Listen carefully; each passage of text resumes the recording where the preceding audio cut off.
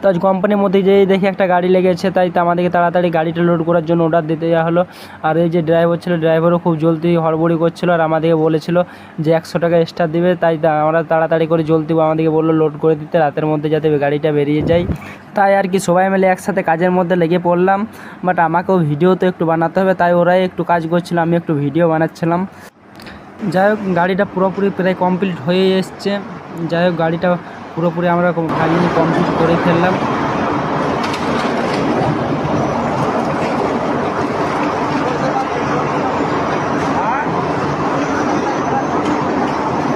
আর ড্রাইভারের কোনো খালাসি ছিল না, ড্রাইভার একাই ডালার লাগাতে পারছে না, তাই ড্রাইভারকে আমিও একটু সাহায্য করে দিলাম যাতে সে ডালাটা লাগাতে পারে।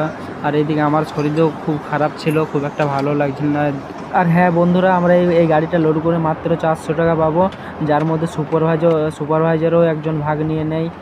যাই হোক, কিছু করার নেই, সুপারভাইজারকে কিন্তু টাকাটা নেওয়া উচিত নয়, তোমরাই বলো ওদেরকে নেওয়া উচিত।